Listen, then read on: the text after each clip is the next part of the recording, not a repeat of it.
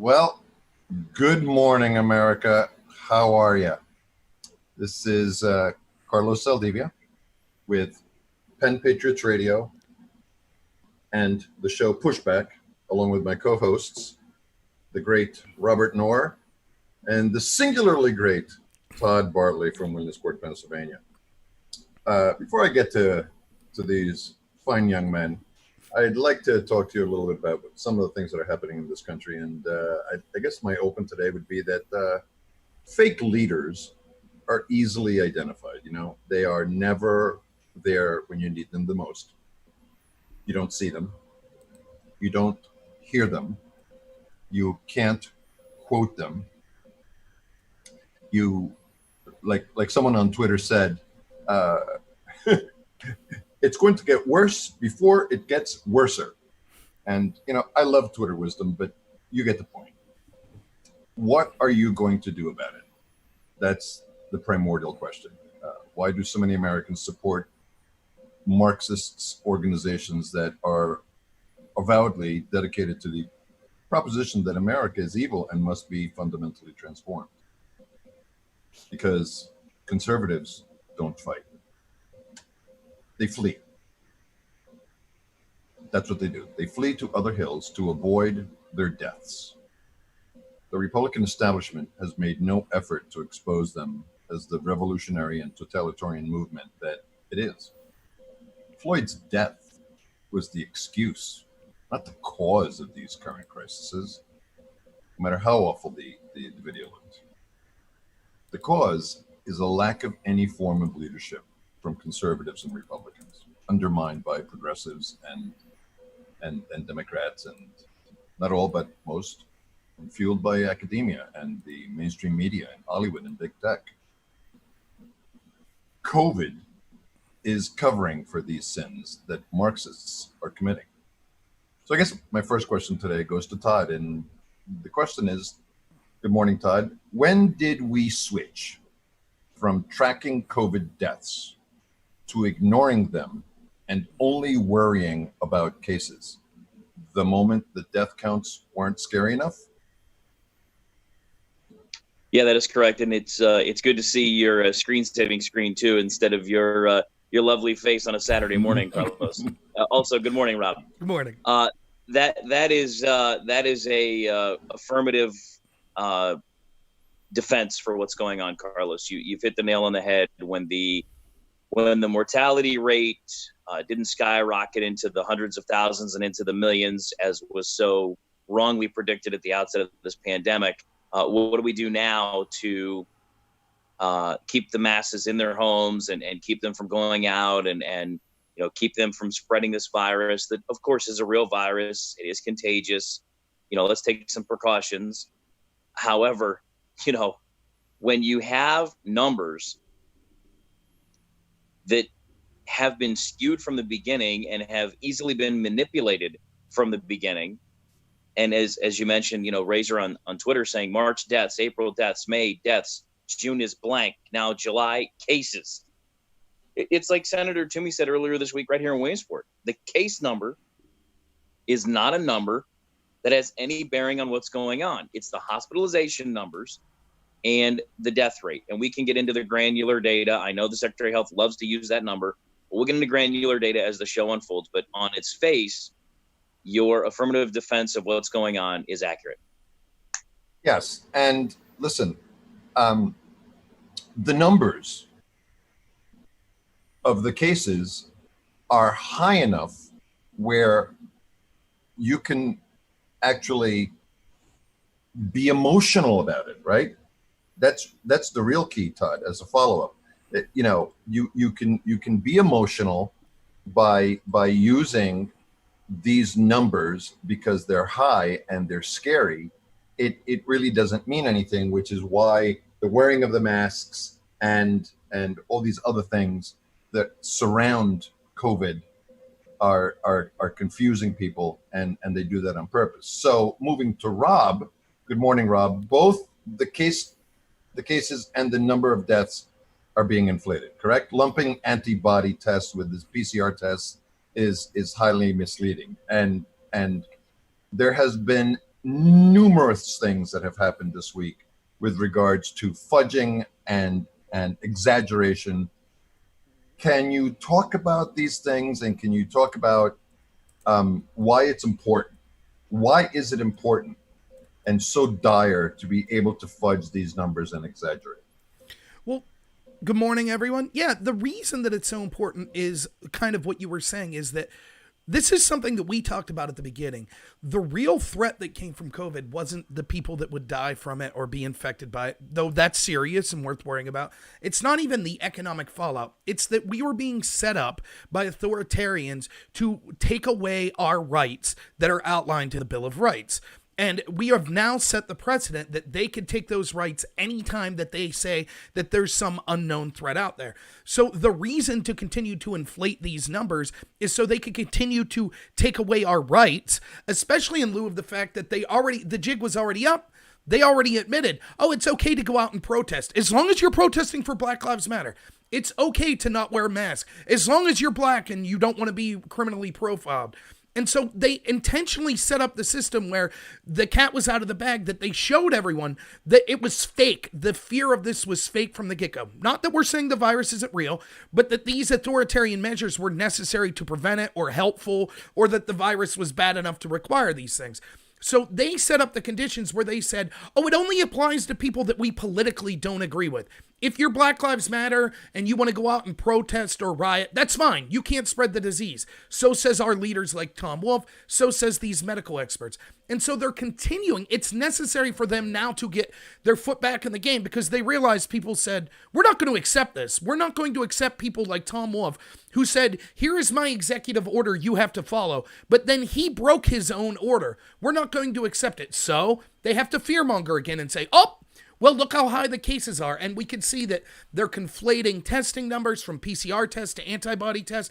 We see states like Florida and other states that have to retract thousands of cases, hundreds or thousands of cases that they had as COVID positive cases because, whoops, we're sorry, we made mistakes. And this stuff's happening all around the country, including in PA. So it's now a plague, and pardon for me using that word, but it's now a plague where people are going to testing sites. The lines are very, very long. They register. They don't want to wait more than 2 hours. They leave the line, and 3 days later, they get a notice in the mail that every single person that, that went there and left, or at least there is testimony from these people that they tested positive and they never took a test. Yep. So can you talk a little bit about, Todd, what are the incentives that the government is giving these institutions to maintain those case points?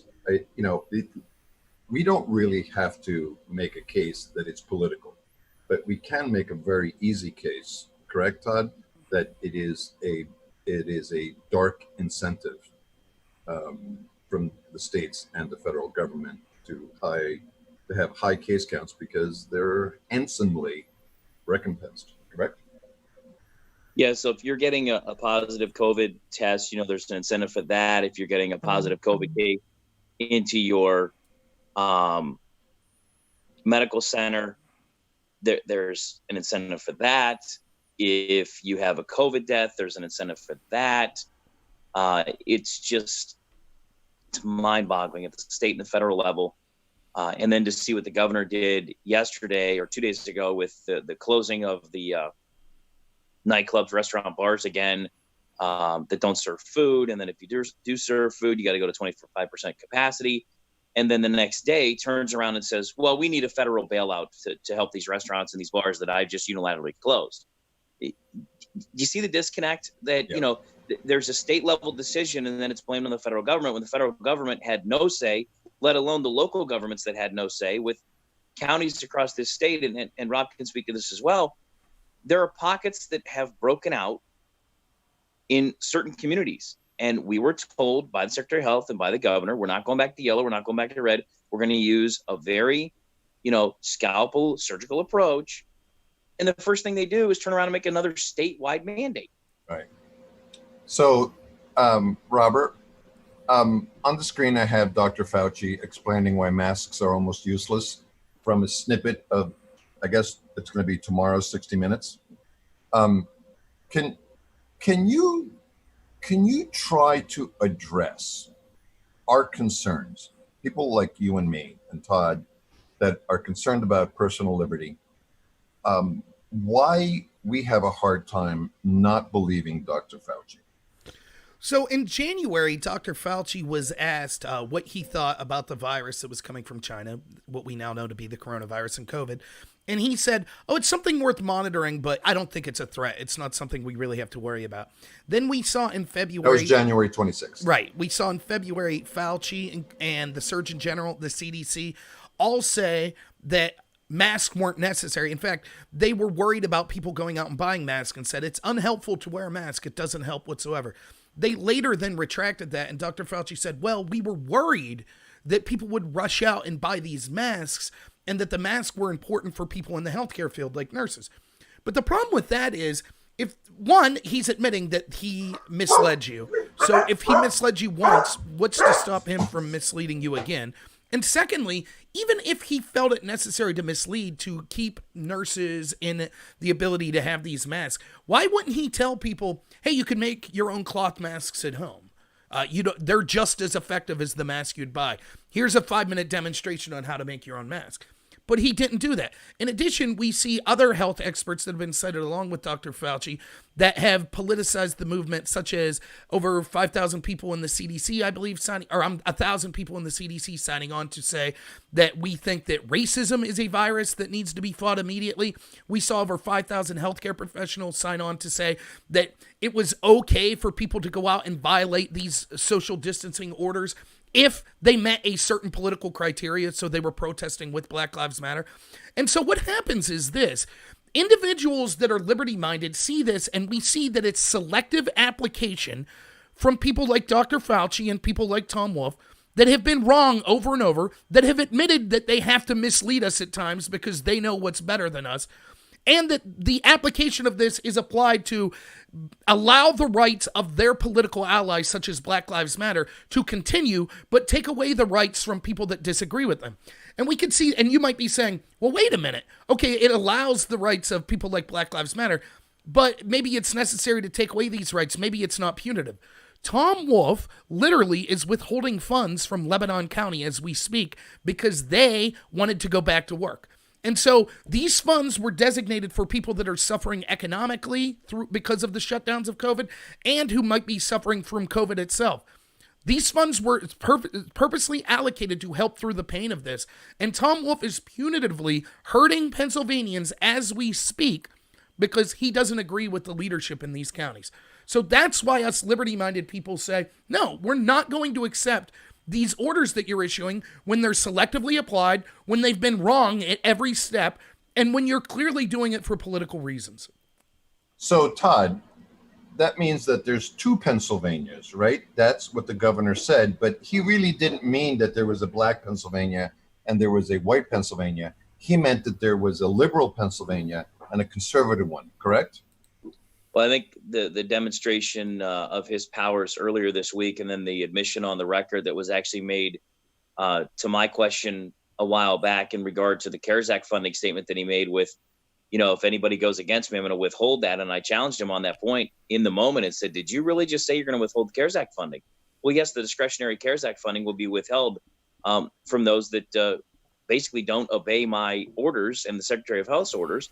And he was true to his word. I mean, he held Lebanon County up to the last county to go green, state of Pennsylvania, and withheld what's been reported as upwards of $13 million in discretionary CARES Act funding from Lebanon County. I mean, can you imagine how far that could go to aid in their economic recovery? Can you explain briefly what the CARES Act unemployment? Can you explain briefly what the CARES Act funding was? So the CARES Act was passed by Congress, and that was part of the stimulus to help communities and businesses. It was all part of the PPP, that payroll protection program that the federal government handed down. It was part of that. It was part of the loan program, and the PPP for companies under 500 employees is actually forgivable if those folks are employed. But here's the issue: how many bars, restaurants, and nightclubs, utilize that PPP Those funds are gone, as we heard earlier this week with the senator in town and Congressman Keller. Those funds were rifled through in a blink, and now these people are right back to square one with 25% capacity or closed.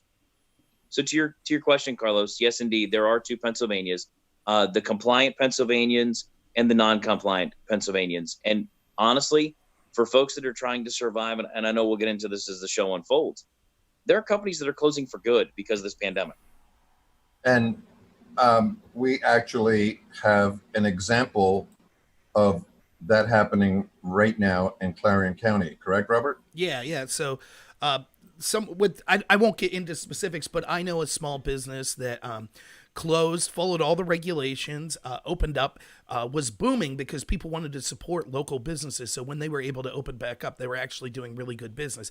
And now, because of the restrictions that are put in addition to some other things that are coming with the result of the policies we see of Governor Wolf, they're closing down permanently.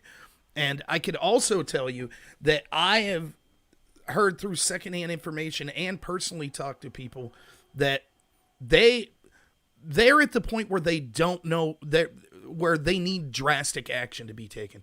I have people that have never talked to me about politics in my life that are saying, what can I personally do to remove Tom Wolf? What do I need to do? I cannot live with Tom Wolf as governor anymore. I cannot make a livelihood.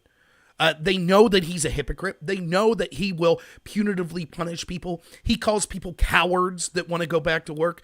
He withholds funding and threatens people's licensing for people that don't agree with him. And at the exact same time that he's doing that, he refuses to obey his own executive orders on social distancing.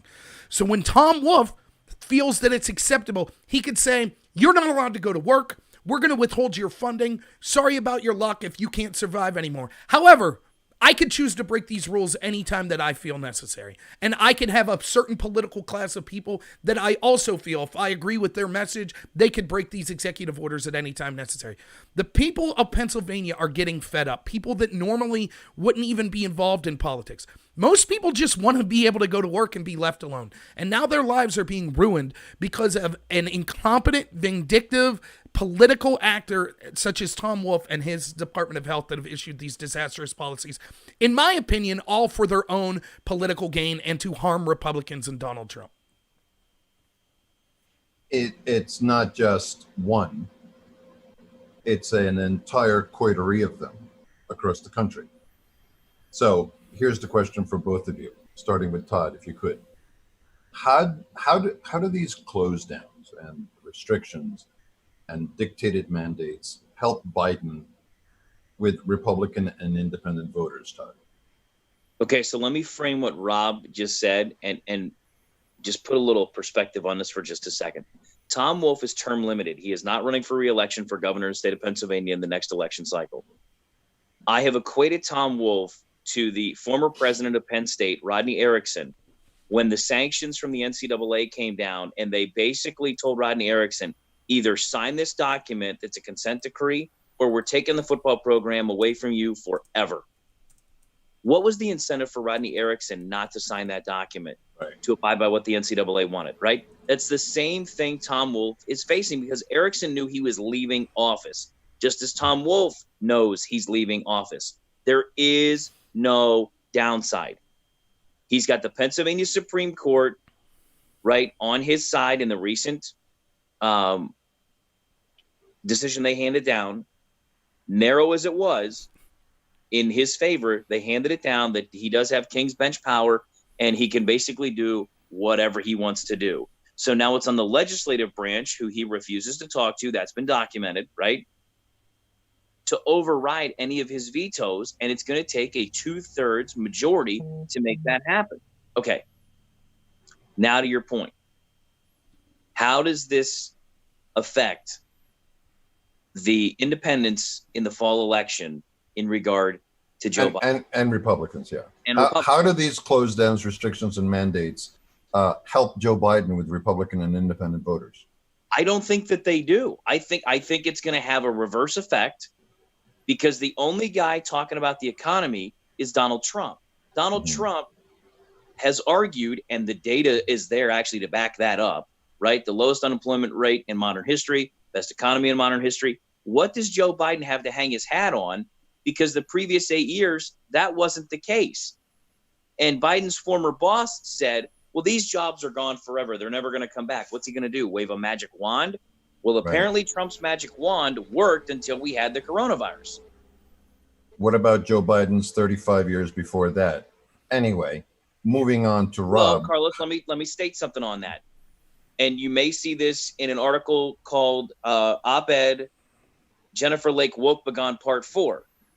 That systemic stuff's been around for so long, he forgot it was even there for 35 years. Gentlemen, back to you. Yeah. Yep. Rob, how do these close downs, restrictions, and dictated mandates help Biden with Republicans and independent voters? Yeah, I agree with Todd. I don't think it does. I think that the way it'll play out is when I talk to Republicans and independent voters, they are rightfully blaming the side that they see that's advocating for the most lockdowns, shutdowns, and to do so selectively, which is the Democrats. That's Biden, that's Tom Wolf, these Democratic governors, that's the Democratic Congress. I guess the hope would be this, if you're the Democrats, this is what their thinking would be. They're hoping that the shutdowns collapse the economy so much that it will lower enthusiasm for Republicans and cause independents to blame Trump and say, oh, the economy sucks, this must be Trump's fault. And they're going to be able to try to spin that story because they control the narrative by controlling all of these institutions of power like the mainstream media. But I think anyone who takes a second to objectively look at this can see that that Trump, say what you will about him, and I've certainly criticized a lot of his response to COVID in endorsing the lockdowns that he did. But it's clear that he's at least been trying to advocate for the economy at the same time as trying to advocate against COVID, whereas the Democrats are all in on the economy doesn't matter. Shut down the economy at any cost. And so I really do think that if Republicans and independents, just don't take my word for it, don't take our word for it, just think this through logically. Which side is more concerned about the economy and which side is applying selective political lockdowns because they don't care about the economy getting back to usual? You're muted, Carlos. I'm sorry. I would dare say that, you can't make the case. You can't make the case that conservatives and Republicans and even this administration doesn't care about the virus, regardless of how the president communicates his own personal opinion or how he communicates his attitude. He reacted quickly, given the comments that you said, Dr. Fauci said on the 26th, and then again on the 14th of February on Valentine's Day, which was a big day out for restaurants, right? Everyone goes out. We all have loved ones that we take out and we wine and we dine. Some of us need it more than others. And, they said, no, it was okay. Go to the movies, go to the restaurants, and it's okay. You wanted to say something, Todd? Yeah, I do have a follow-up because with Senator Toomey in town earlier this week, we talked about the conflicting information that Dr. Fauci has been spewing along with the CDC. Well, Senator Toomey said that early on, the whole masking idea should have happened from the beginning because you know why it didn't? The CDC was so concerned with a run on N95 masks that healthcare workers were not going to be able to get them. That's why the early masking order did not happen. And he said they debated in the Senate and the Congress for weeks and weeks and weeks about masks. Right. Guys, we're smart enough as Americans. If you tell us don't go get an N95 because the healthcare workers need it first, we're not going to go get that. But and again, I was just here's the primordial question. Rob was talking about this on his show in March. Right. Like the 14th of March, I think it was the first time that I heard Rob talk about it on his show, about the hypocrisy of masks. And why would our leaders in Congress be discussing masks if we're supposed to believe the experts? Please, I need an answer to that question, because people in Congress, unless you are an epidemiologist, you're not an expert, right? So it all blows up, especially when you lie about the numbers. Here in Pennsylvania, where the Lycoming County coroner did a video, and the very next day, the governor reconciled the death numbers by over 11%. Yep. That's not a mistake. That's just a flat out lie, right? Exactly. And you see examples of this all across the country. I mean, I saw a county coroner in Texas explaining that every positive case they have, they're instructed to go through a list of possible contacts, and one positive case could end up becoming 17 positive cases because of that, because they're counting prospective positive cases. Right. Or it was not the coroner, Right. but the health official that was in a particular county. You mentioned last night in our meeting a motorcycle death in Florida or something. Yep. Can you just real quick talk about that and move on to your next point? Yeah. I mean, it's so we had all these memes and jokes. We were saying, "Oh, you died in a skydiving accident, COVID death." This literally happened. They asked. There were 2 COVID deaths that came in this particular Florida county, I believe, and they said they were of young people. 2 deaths of young people, and they said the question asked by journalists was, "Were there comorbidities?" Because the journalists are trying to figure out, why are young people dying? And they said, well, one of them died in a motorcycle wreck. So we're not sure of the comorbidities. So it was counted as a COVID death, and they're admitting, well, he died in a motorcycle wreck. I mean, and this sort of stuff's happening. Again, we caught it in Pennsylvania thanks to a great coroner that was in the county there, right? Like Coming. Had it not been for that, who knows? Those deaths would have never been retracted. And if it could happen, that was just because you had a non-political coroner. Imagine what happens in areas where there is a political and economic incentive for coroners to say that deaths were caused by COVID. It's like, I don't know, Right. New York City. The incentive is what's killing us. That's right. The incentive is what's killing us. And imagine, and to your point, Rob, imagine if the Lycoming County Commissioner, coroner didn't do this. How much more emboldened they would have been to pad the numbers, correct, Todd? Yeah, man, did you guys hear about Billy Bob down south? Did you hear what happened to him on them thunderstorms that just came by? He was actually struck by lightning, okay? He died 3 times being struck by lightning. You know how he died? COVID-19. That'd be 3 COVID deaths too, right? That's 3 COVID It's ridiculous exactly how they're doing this. It's absolutely But it's ridiculous. not, though, right? It's brilliant. When you think about it, from a tactical point of view, from a purely Machiavellian point of view, this is how you wage war when you want to bring down a president and you want to bring down a country and you want to change the form of government, correct? Do you know what it has taught me from looking at all these numbers?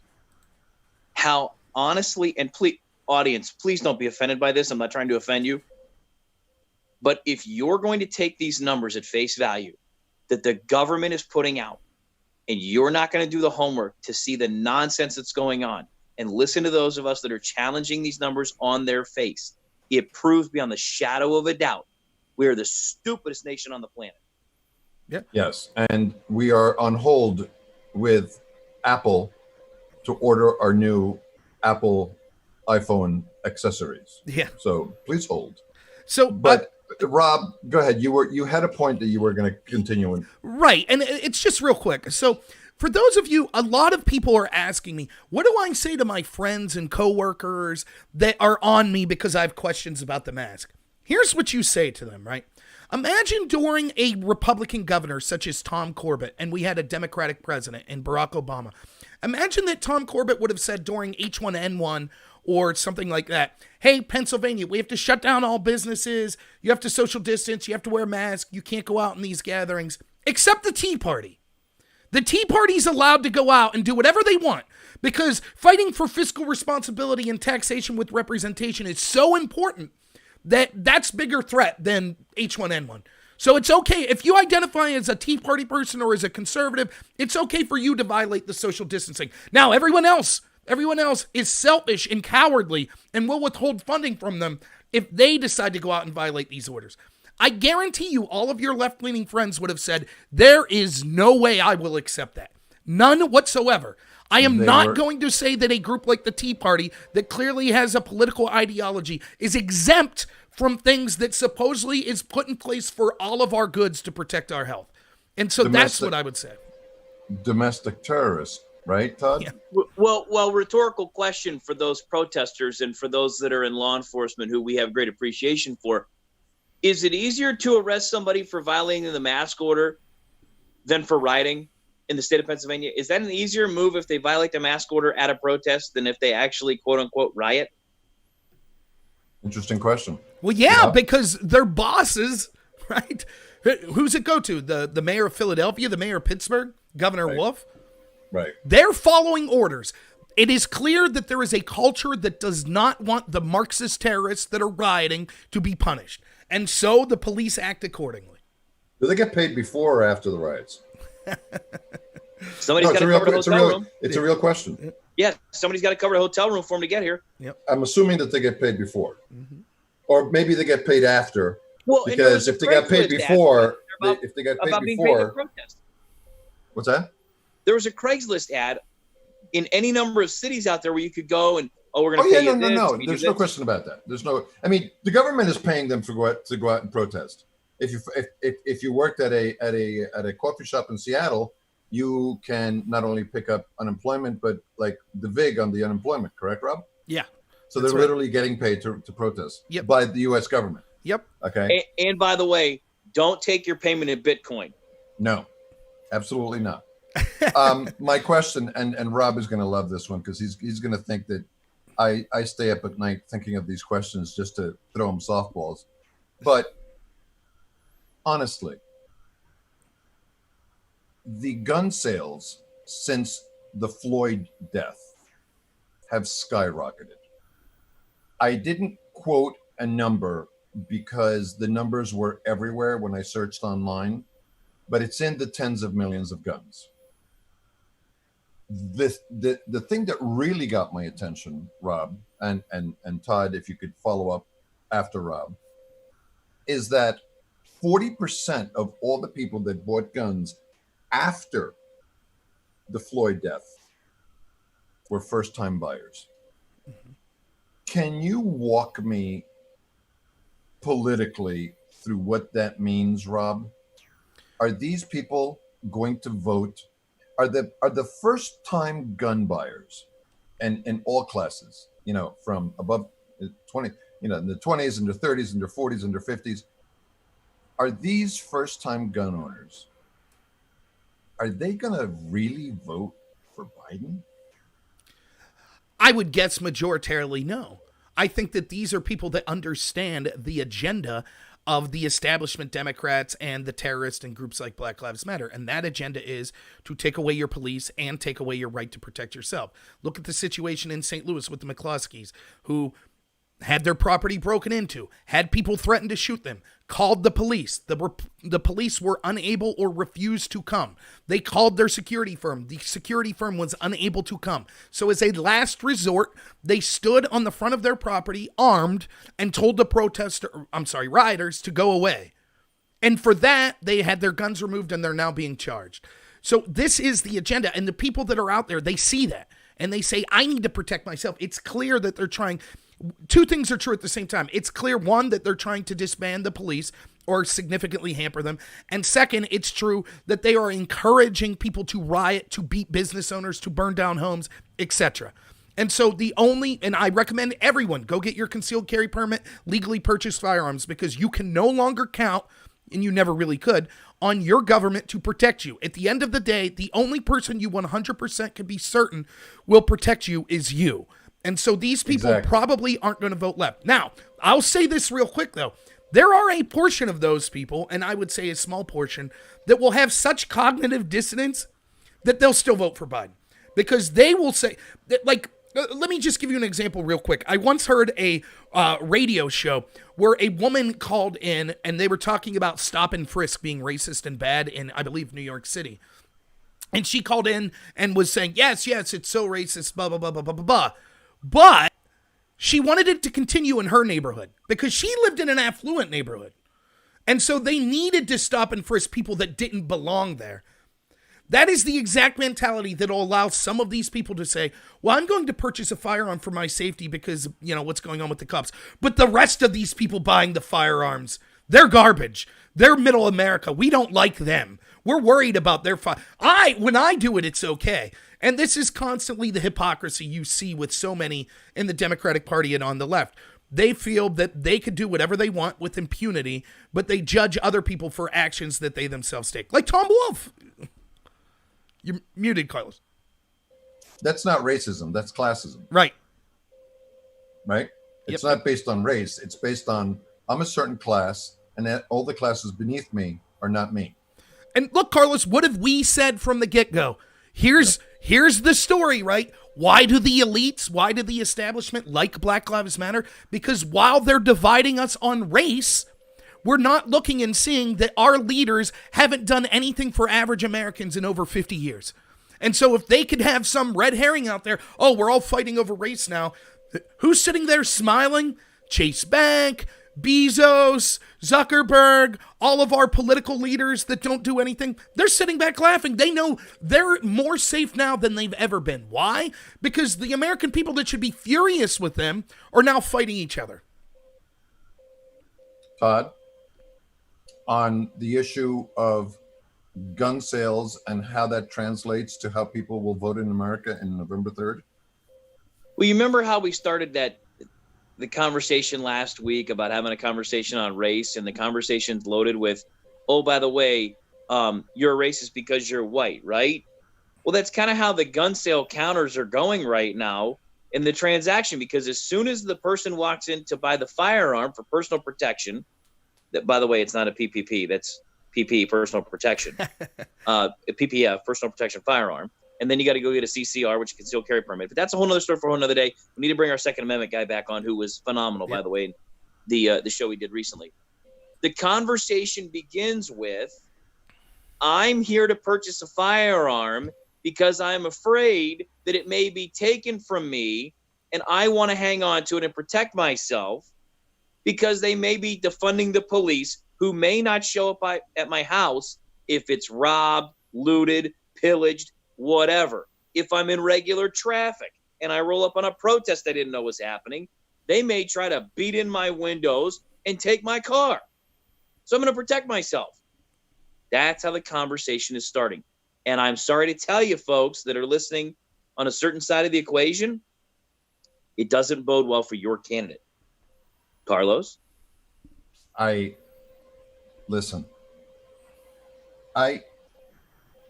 no one really has the math in their head as to why the American people do the things that they do. Okay. Let me give you a quick example. This is a quick example. Why do Americans do this? Why do they do that? Why? Why does this man, who is in charge of this, right? You would agree that he is at the head of the response for COVID, takes the time to do a photo shoot for InStyle with awful shoes and sunglasses.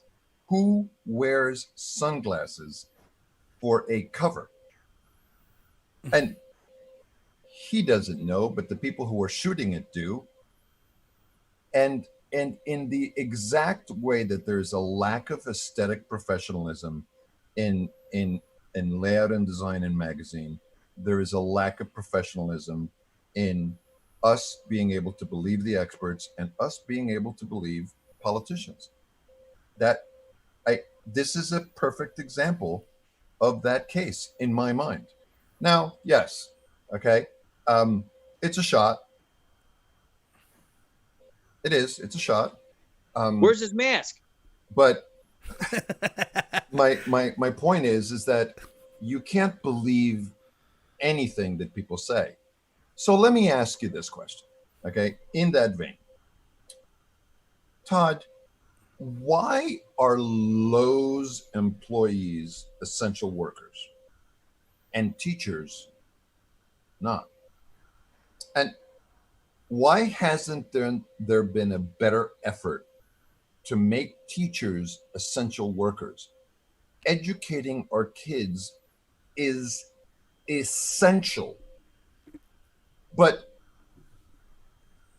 isn't all of this virus stuff really about immune systems, not age, or gender? And I need you to explain to me, if teachers are not going to be made essential, why are preschools open all over the country?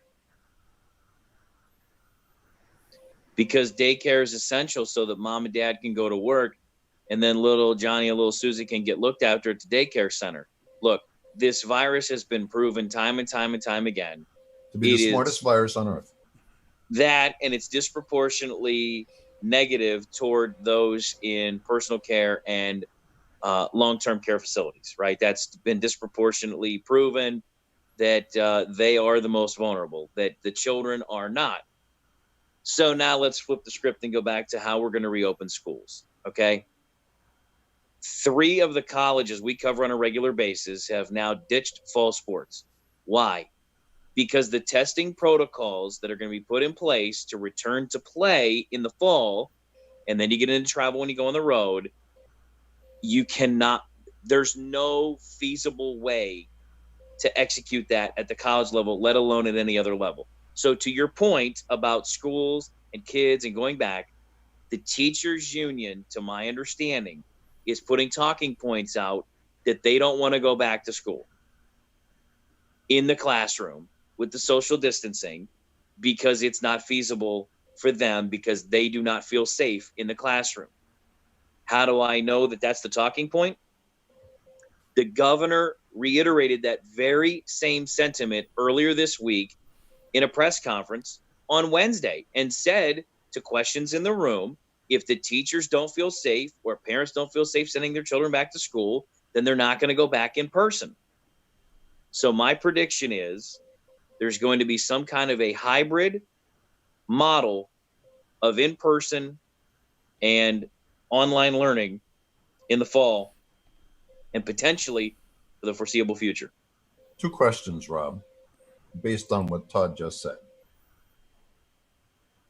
As of June 15th, the CDC has said that less than 80 people 18 years old or older have died of COVID. Less than 80. Yep.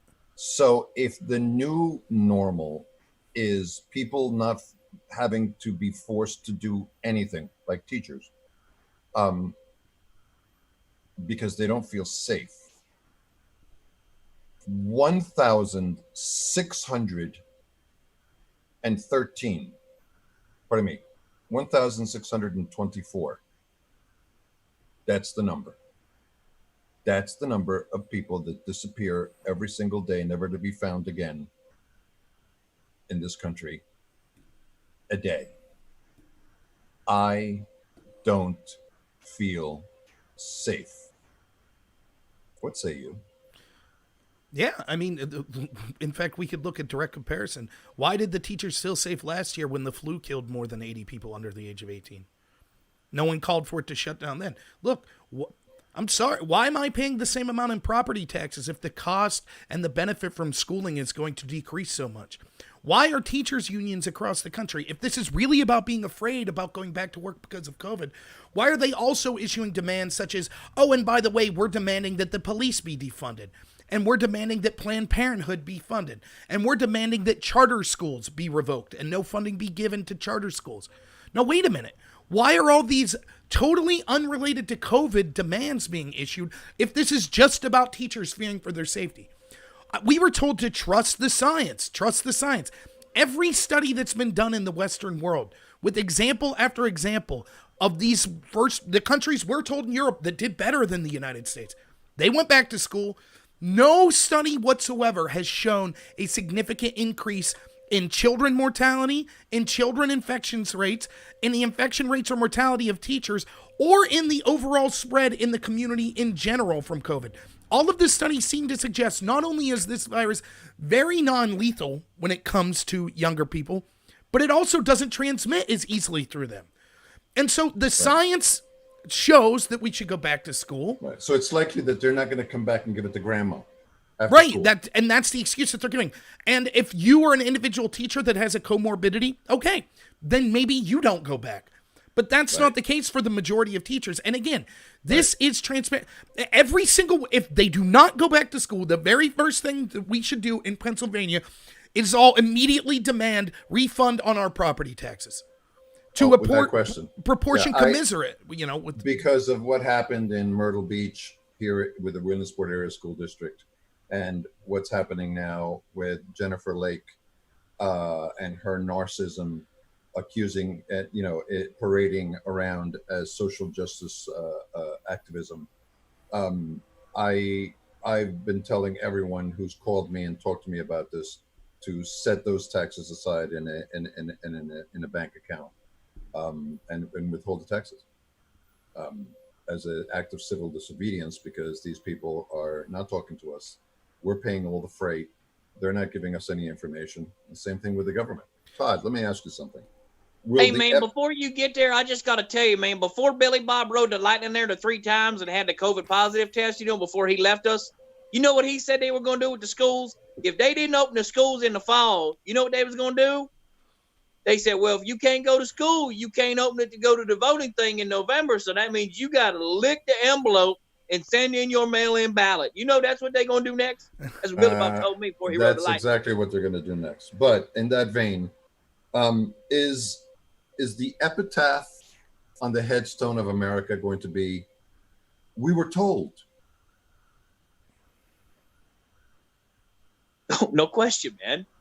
They've been saying this since the beginning. They've told us everything they were going to do. And I've had a front row seat for all of it and been there going, are you sure you're telling us this? Yep, that's what we're telling you. And we're going to do exactly what we're telling you. And they've done it. And they just did it this last week with, we saw a spike.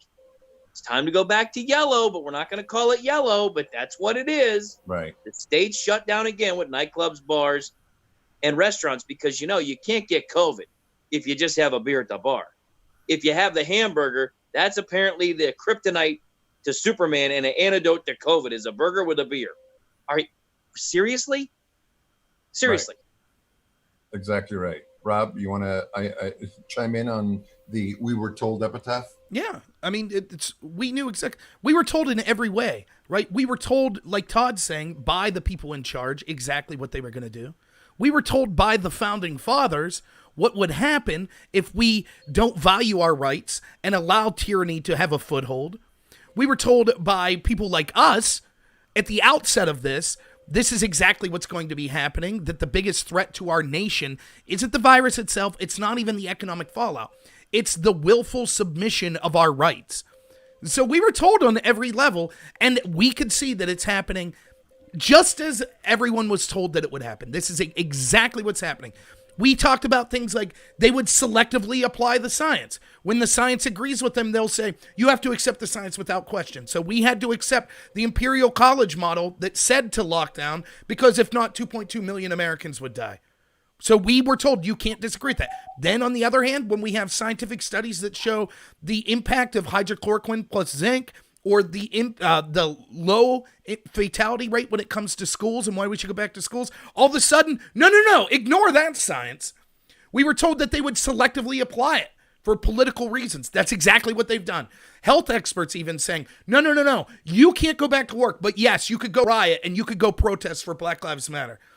So all of this was seen. We're told by the very people like Tom Wolf that are doing these actions. Tom Wolf told us, we're going to withhold CARES Act funding if county leaders disagree with my shutdown and executive policies. That's exactly what he's done. And it's time to start believing when these authoritarians tell you what they're going to do. It's time to start taking them seriously and plan appropriately. Right. So your further thoughts on I'm not sure if you finished, because you might have gotten off the road with respect to the teacher. It's okay.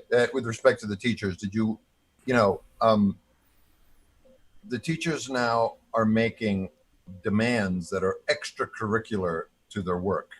Can you just give us 2 or 3 of the ones that you've heard just this week?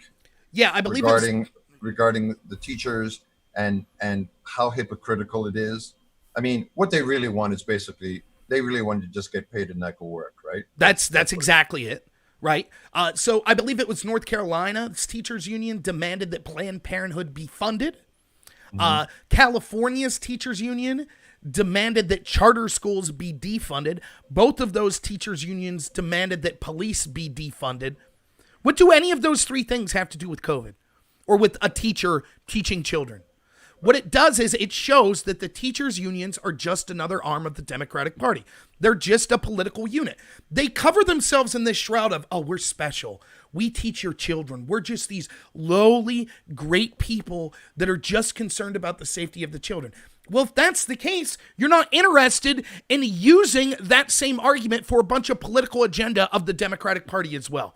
You would say, as teachers, it's our job to teach and ensure the safety of children. That's our sole focus. Instead, defund the police, ban charter schools, which, again, it's amazing to me how these two things conflate, the COVID and the Black Lives Matter stuff. Every piece of evidence shows that charter schools are the exact thing that we need in these inner cities to provide education for poor, predominantly black people in these inner cities. So just like Black Lives Matter, their stated agenda is we want to disrupt the nuclear family, because we know a big problem with all poverty in this country and with all communities that are struggling is the lack of two-parent households. So Black Lives Matter suggests exactly removing the one thing that would help. Just like the teachers' unions exactly suggest removing the one thing that would help educate children, which is charter schools. And so we can see that this is, and you make the right point there, Carlos. This is exactly what it is. They want to stay home. This is what the teachers' unions want.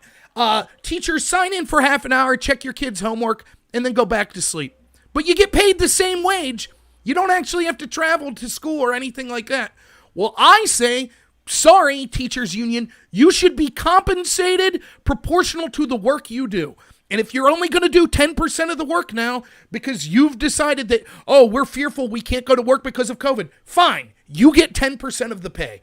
And our property taxes should be reduced to that equivalently.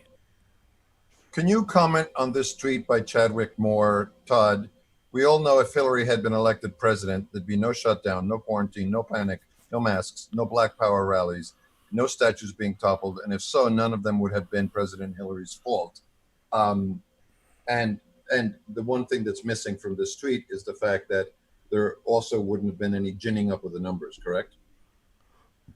Yeah, we agree. It's just we've talked about that idea at length since the start of the show, guys. That this is a political movement, okay? And as the Twitter user mentions, if they left had gotten their way in the last election cycle, a lot, if not none of this, would be percolating. And I just go back to Jennifer Lake's own story from 4 years ago in 2016. We've just passed the 4-year anniversary of her writing that as a white woman raising an adoptive black son, the Black Lives Matter, but all lives matter. That whole argument can wait for another day. But right now, Black Lives Matter. Well, Jen, what'd you wait 4 years for? Right? Exactly. What did you wait for another election cycle to, codify this in the Williamsport area school district? Why you were on the board in 2016? Why didn't you bring it up then? They waited for an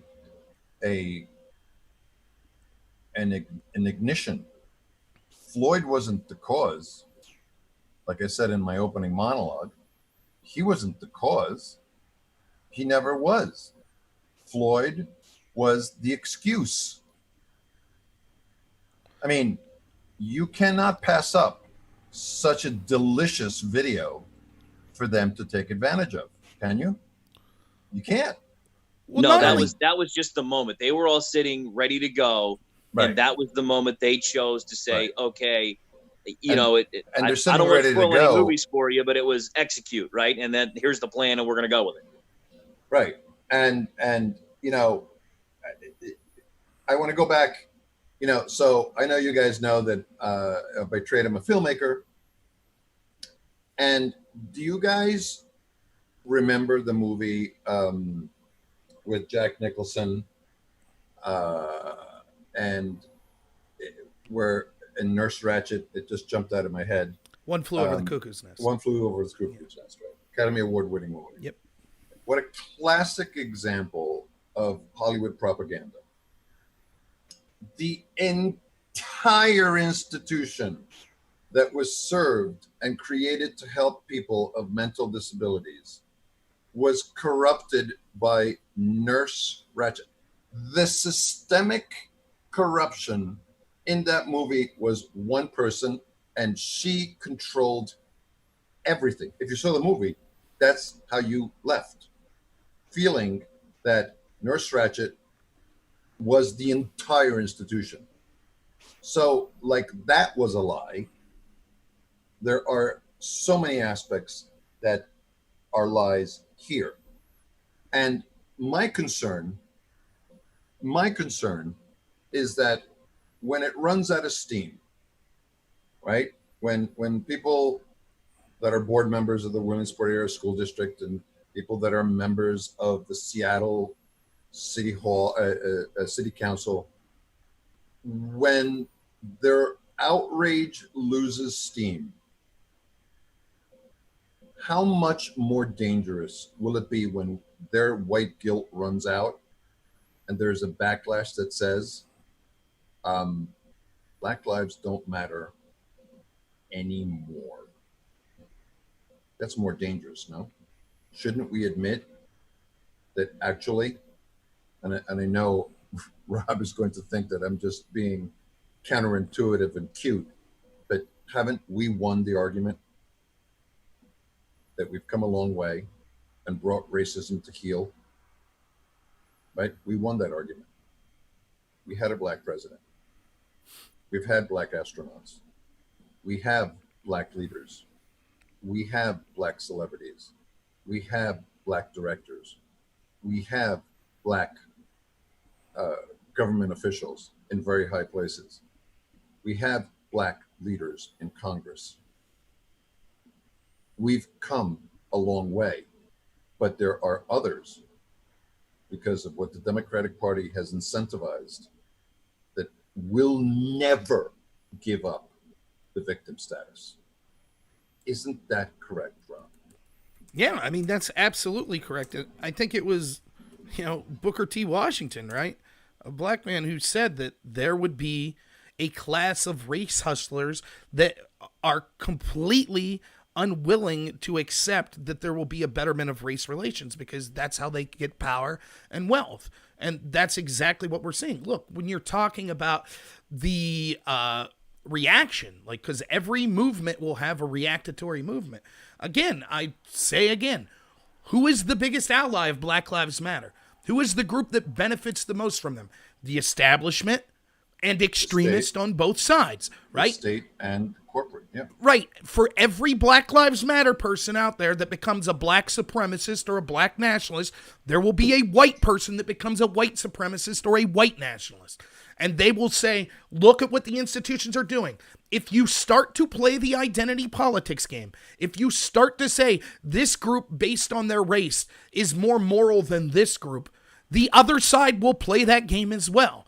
It is up to us in the middle to say, no, this identitarian politics crap is wrong. Although racism will never be solved, we were doing a pretty damn good job in this country, and we're continuing to make strides, so we don't need this sort of race-focused revolution, which will just make things worse. That's our job. And it's being made more difficult because every institution is now backing the disastrous agenda of Black Lives Matter because they want to cause racial division so that they can maintain power. And as I said previously, so that us average Americans don't say, wait a minute, we've put people in positions of power in our institutions, whether it be elected officials or unelected officials such as Bezos, Zuckerberg, etc., and they haven't done anything to help the average person in this country. And so we would start pointing the finger at them. So instead, they embrace this disastrous position, and they win, right? They want the reaction. Every reaction to Black Lives Matter that is deemed excessive, like you're saying, then saying Black lives don't matter, that's exactly what they want. Aha! See, this proves the racism. Right. It proves the necessity for Black Lives Matter. And so that's exactly what you saw again with the McCloskeys in St. Louis. They have set the conditions where they control every institution. They say that you're evil based on your race, if you're white, or your religion, if you're Christian, or your gender, if you're male, etc. And then they take away the police ability to defend you. And when you're finally backed into a corner and have to take matters into your own hand, they say, see, we knew you were violent. See how you are? they slap you in the face, and when you finally have enough and slap back, they say, see, you're the bully. You're the violent person. Which is what they're trying to do to the president. Exactly. The establishment. So the follow-up question for you, Rob, is that the establishment views blacks as sacred cows. Always has. Yeah. They're above criticism, but beneath agency. And they're increasingly excused from all critique and condemnation for their horrible crimes since Floyd. So their conduct is never going to improve. And this is the biggest, I guess this is the biggest point that black conservatives talk about all the time. You cannot have the black community rise and feel their potential if you never critique them and you never condemn them for the crimes that they commit so that their conduct will improve. But I know that you belabored this point, but white elites are okay with this, right? Yeah. And it's what it is it's look. And specifically, I asked you the question, I'm sorry, is because if you could make a Rob Nord type contrast between blacks being viewed as sacred cows and above criticism, but also, can you show us how they are beneath agency also? Yeah, that's exactly what I was going to talk about. So it seems at first hand, right? If you're not a member of the black community, you might say, well, this is racism towards other communities because, they're being given this special treatment. And that's true. But it's also racism against blacks.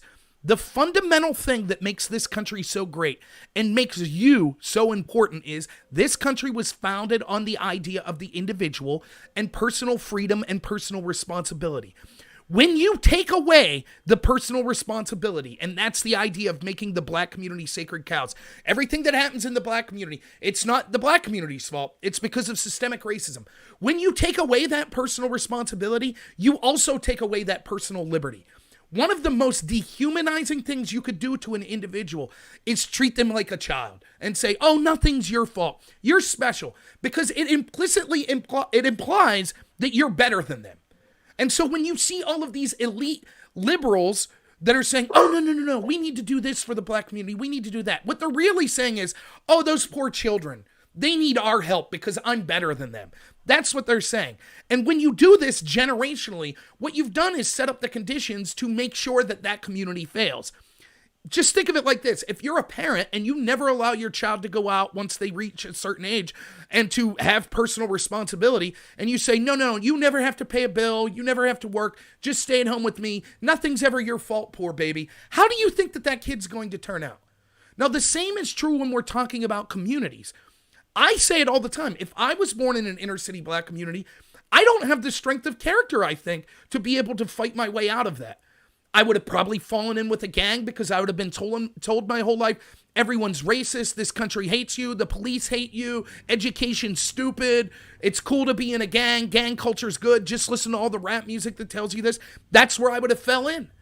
And so I understand this. And, just to finish up on this, supposedly, LBJ said, I'll have these N-words voting Democrat for the next 100 years when he talked about war on poverty policies, because it's all designed to take away personal responsibility, which is one of the most horrible things you could do to someone. A black person in this country doesn't even have personal agency to say, yeah, I'm responsible for my own decisions. That's despicable, and I really do feel bad for the black community that they have to live through this because of the elites that are purposely pushing this for political power. And I would dare say that it's because of the awful incentives that Johnson placed in front of them. So somewhere online I saw that there was someone that said, if they described how rioting is being viewed by certain people, a riot is the voice of the unheard.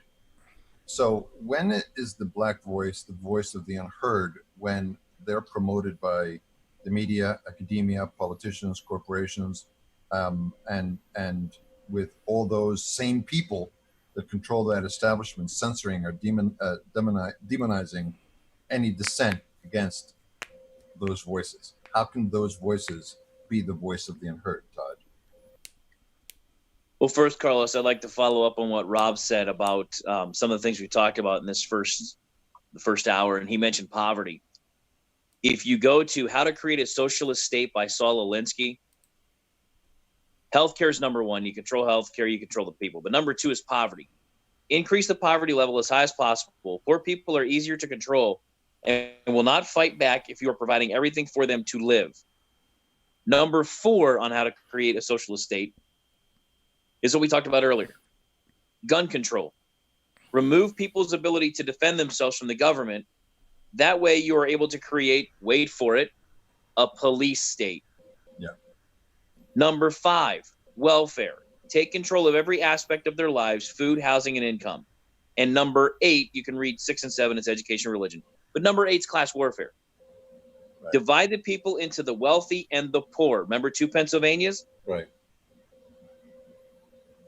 This will cause more discontent, and it will be easier to take or tax the wealthy with the support of the poor. How to Create a Socialist State by Saul Alinsky. Or otherwise known as Alexandria Cortez's campaign speech. Like, and by the way, Saul Alinsky's number one rule in 12 Rules for Radicals, rule number 1, power is not only what you have, but what the enemy thinks you have. So right. To your point, on the BLM front, and we're going to break this down with a BLM board member that's been in the news here recently, and how Jennifer Lake is hitching her wagon to this movement is anybody's guess. But we'll get into that as the show progresses. But to your point, this is exactly where they told us we were going to go and where they want us to go. Rob, so to that point of power and perceived power, walk me through your thesis as to why conservatives never fight. Why do they consistently move to other hills to avoid death? Or is it something that we don't understand? But what is their strategy? Explain to us what this strategy of doing nothing, how does that translate into something good for America? Well, it doesn't. But here's what happened. This was incrementally accepted by conservatives. And so Alinsky also talks in Rules and Radical that need to control the education system and things like that. So what we started to see was, as conservatives were fighting to win elections, the left, the radical left, was fighting to control our culture, the media, the entertainment industry, academia, Silicon Valley, and at the same time also fighting to win elections. And so it seems like a back and forth. Oh, one side wins an election, the other side wins. But the conservatives weren't involved in the culture war at all. And so what happened was, we've now been indoctrinated for 30 years in all of these institutions that have been dominated by the left and the radical left into accepting certain truths that aren't true.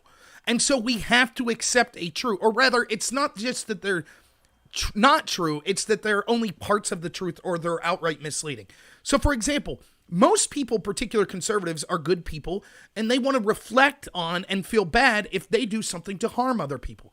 And so when you look at a selective view of the history of the world and you say, white people are bad, look at bad stuff that white people has done. Well, that's true. White people are bad. But the bigger truth is all people are bad and all people are good, right? That's the bigger truth. But because we've lost this cultural battle, we accept this small portion. Conservatives are bad. White people are bad. Trump supporters are bad. Flyover country is bad. The United States is bad. Christians are bad. Men are bad. That's the only part of the equation we ever hear. We don't hear about the history of non-white countries and about historical oppressions that they've instituted. Nope, look at the 1619 Project. Slavery started with European white settlers that formed the United States. That's what they'll have us believe. And so a lot of the reason that conservatives don't fight back is they look at what is a truth, that there was bad history, we'll just say of the United States to make it simpler. And so they say, well, I feel contrite about that. What can I do? Well, the first thing you could do is never question the people that are calling that out. You can't fight back, or else you're denying that. Or else you're saying that I accept the United States, or that white people, or that men, or that Christians, whatever group that they're going after, I accept that what they did was wrong and I'm for it. I'm for, slavery. And so conservatives, through cowardice, it's a combination of cowardice, of not wanting to be called racist or bigoted or whatever, and of assuming that the people they're dealing with are operating in good faith. And so they assume, oh, well, yes, if I just pay my reparations, then everything will be back to normal. That's all they want. They don't understand that the radical left, not everyone in the left, but the radical left that is controlling this movement and the people that are controlling it, they want your total and utter submission and destruction. And the conservatives think, if I just don't fight on this hill, I'll be able to do all the other stuff that I want. Well, all the other issues, lower taxes, blah, blah, blah. We'll be able to talk about all that as long as I don't fight and die on this hill. Well, I'm here to tell you, there is no hill that they are unwilling to broach. They will come after you in every single way they can, no matter how many times you capitulate to them. The Democrats and the left will literally eat their own to win. Literally. Point in case this week, Robert. Bari Weiss, reporter for the New York Times. Can you give us a 30-second overview, and then if Todd could chime in from a media point of view on the Bari Weiss story? So Bari Weiss was an op-ed writer at the New York Times, I believe was signed in 2015, is a leftist or a centrist leftist. It's somewhere in there. And no question about it. Right. She ended up leaving the paper and wrote a resignation letter for everyone to see, explaining her decisions, where basically she just said that it is now radicals that are running the New York Times. That even a centrist is considered too far out of the norm for these extreme radical leftists that are running it. And so she left the paper because she could no longer stomach being part of an organization that she as a child aspired to be a member of as the epitome, the pinnacle of journalism. Now she had to leave because it's been so infiltrated with extreme left-wing ideologues. Todd? I am Bari Weiss. Yeah. She was so marginalized at the New York Times by her peers and her colleagues. And let me just read you a little bit of Bari Weiss, which is BariWeiss. It is with sadness that I write to tell you that I'm resigning from the New York Times. I joined the paper with gratitude and optimism 3 years ago. I was hired with the goal of bringing in voices that would not otherwise appear in your pages. First-time writers, centrists, conservatives, and others who would not naturally think of the Times as their home. The season for this effort was clear. The paper's failure to anticipate the outcome of the 2016 election meant that it didn't have a firm grasp of the country it covers. Dean Baquet and others, hopefully I'm getting the pronunciation correct, have admitted as much on various occasions. The priority, in opinion, was to help redress that critical shortcoming. She basically goes on to talk about how Twitter now runs the Times. Twitter is not on the masthead of the Times, but Twitter has become its ultimate editor as the ethics and mores of that platform have become those of the paper. The paper itself has increasingly become a kind of performance space. Stories are chosen and told in a way, to satisfy the narrowest of audiences, rather than to allow a curious public to read about the world and then draw their own conclusions. I was always taught that journalists were charged with writing the first rough draft of history. Now, history itself is one more ephemeral thing molded to fit the needs of a predetermined narrative. And then think about that. And then this second. Line right here. This Let line. me think. I want to reread that just for 1 second. I was always taught that journalists were charged with writing the first rough draft of history. Now history itself is one more ephemeral thing molded to fit the needs of a predetermined narrative. Right. There are terms for all this unlawful discrimination, hostile work environment, and constructive discharge. I'm no legal expert, but I know that this is wrong. Right. So that was her threat of letting them know that they should be expecting a lawsuit from her, in my mind. Oh, no question. And it's no different than me being called fake news for 2 years. And now the Attorney General is looking at a very with very Myrtle Beach disturbing and case in Myrtle Beach. and now with the Williamsport Area School District. So yes, we are Carlos, yes, Rob, racist. I am Bari Weiss. Yeah, I agree. And let me just liken this back to the Chadwick Moore tweet that you showed earlier, Carlos. Yeah. Understand this, right? Like the George Floyd situation, that seemed to be a catalyst for what we're seeing now. But was it really? I mean, what it really was just another in a long line of playbooks.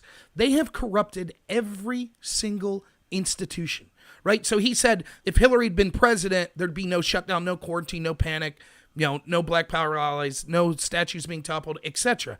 Well, yes, certainly that's true. The fact that Hillary wasn't elected, they started a playbook that said, by any means necessary, we will tear down any of our opponent. The bargain they're offering you is this. We'll burn down your cities. We'll beat you if you're a shop owner. We'll take away your police. We'll destroy your economy. We'll put your elderly in nursing homes with other sick people to facilitate their early death. We'll do all of this unless you vote for us. If you vote for us, then all that stuff will disappear. All of a sudden, COVID won't be a big problem. And with this situation with Bari Weiss, it's the same thing. This is why the election of Donald Trump was so important. Because we that have been on the right have been talking about bias in media, about how journalism isn't really journalism for years, right? But we were brushed off. Now, even left-wing and centrist people that are at least objective are realizing, oh my goodness, look at how bad this has become. The New York Times, as bad as they've been for decades, they have accelerated to a degree that even I couldn't imagine. Their insane propaganda and the ability to obfuscate the truth for their powerful allies in the establishment left. And so I certainly stand up and defend Bari Weiss. And I would let her know, and I talk to you about this a lot, Carlos, it's ironic to me that some of the best people pushing back on this are centrists or leftists. Where are Republicans? Where are the conservative-minded people? You have us. You have Tucker Carlson, a handful of others. But the most prominent voices that I see that are correctly pointing out the insanity of this movement are on the left. Like the Weinstein brothers, Michael Tracy, Matt Taibbi, Bari Weiss, Joe Rogan, Dave Rubin, who's now kind of a centrist right-winger. But you see what I'm saying? And so, I would encourage those groups to look and say, yes, thank you for your support, and we will fight with you against this absurd tyranny. But understand, this is just the pinnacle of it. It's been going on for years, and we need to correctly identify what the problem is and how long it's been going on if we are to come to a solution. Because if we just say, if we just change the editorial board at the New York Times, things will be better. No, it won't. This culture is so endemic and infests every institution. I mean, think about it. Like I was saying, this is a point I wanted to make about that Chadwick Moore quote, right? Think of the institutions that they've corrupted. We see what they're doing with Black Lives Matter. We see what they're doing with the CDC, the intel agencies, the State Department, the IRS, the EPA. All of these agencies it's a full court press against conservatives. And that's just political agencies, not even take into account the entertainment industry, academia, the mainstream media, Silicon Valley. It is a full court press. And by the way, it's going to get worse as the election comes. The amount of election fraud that we see this year will be staggering. So just brace for the amount of corruption you're about to see coming. So a couple of points. And if you see my screen share, you see what happened this week with the story from the Atlantic. Rob, if they and Todd first, if they control everything, right? Rob has just laid out the case. So if they control everything, why do they still continue to cheat? Hence this story right here in the Atlantic this week. So the Atlantic published a story that is completely and totally a work of fiction. It'd be different if they had a video like is in the Myrtle Beach case, but they didn't. It was a complete fiction. In the Atlantic, the Federalist challenged the story in the Atlantic and came back with the fact that there's no record this incident ever occurred. So when Bari Weiss says it's a predetermined narrative, the Atlantic just did the thesis and doctoral case study to prove that premise. Right. And what the story was about cop shooting an unarmed black person, correct? Right. Because he didn't sign a sign-in sheet for a daycare center that lets you come in and play basketball. So the cop was so upset that he came onto the court where a kid was playing basketball, and because he didn't have a sign-in sheet, he took out his gun and he shot the kid in the arm. Yep. And in St. Louis. Now listen, if he was white and the kid was black. If racism's such a problem in this country, why is there such a high demand for racial hoaxes? And this is exactly what I need you to really comment on. Wait, Carlos, before you move on, wait a minute. Say that again, Rob. If racism is so prevalent in our society, why is there such a high demand for racial hoaxes? You mean like Jesse Smollett? Right. Exactly. Bubba Wallace. Or as Dave Chappelle says, the French actor Juicy Smollett. Yeah. Yep. Which, by the way, if you can tolerate the language and you YouTube that, it's worth the watch. I got to tell you, Dave Chappelle, you're my hero. If you could link that up or you could screen share it, that would be fantastic. Look, Dave Chappelle, but if just real quick to tell, the best joke he makes is at the very beginning of that special, where he says, I'm going to do an impression. The first impression he does is making fun of the founding fathers as supposedly racist. The second impression, though, this is what makes Dave Chappelle so great. He says, okay, who am I now? I'm stupid and I don't do anything in my life and I exist to tear down others and I'll go through your history and do anything I can to tear you down. Who am I? And the crowd all yells, Trump. And he says, no, I'm you and you disgust me. Because that's the truth. The fact that the audience yelled Trump is staggering. They are exactly what they criticize. They are cancel culture. The members of cancel culture, the hypocrites that lead these movements, are exactly what they claim to hate. They're the bullies. They're the racists. They're the bigots. And so it brings me back to my point. If things are so bad, why do we have the need for all these hoaxes? Consider this for a second. It's not just racial, by the way. Consider the Rolling Stone that decides that they have a predetermined agenda that they want to talk about sexism in the United States. So they're going to get a sensational rape story. When was this? 2014, I believe. So they went out what they called rape shopping, which is where they actively sought college campuses for the most sensational rape story. Oh, if you were just a girl that was raped by a poor person, sorry, we don't care about you. Who cares about you? How offensive is that? But anyways, they finally found a story that checked all the right boxes. Elite white people raping a girl that was, a poor inclination. Only the story was fake. And it was obviously fake by anyone who would have done 5 minutes of research. But they had a predetermined agenda. Their predetermined agenda, what most news outlets are supposed to do is say, what is the news? What Bari Weiss is saying is they say, here is what we want the news to be. Now let's find a story that matches up with that. Exactly right. And that's that rape case was the canary in the coal mine, where it was like they actually said as their defense to defamation, well, we were actively seeking a story that checked all of these boxes, and that's why we didn't do our due diligence in making sure, because it was so perfect, we just decided to run with it. You see this all over the country. That's why, come on. Did anybody really believe with the Jussie Smollett thing? Did you really believe at 3 a.m. on a freezing day that Trump supporters were in inner city Chicago just happened to be walking around with a bucket of bleach and a noose? Did anyone believe this? And hats. Right. And yet this was reported is that we had to, this happened. And it was only until absolute proof came out that it was a hoax. We see this occur over and over and over again. And by the way, isn't it funny? The very people that are out there actively looking for this race hoaxes, most of them need only look at their own media departments to find evidence of sexism and racism.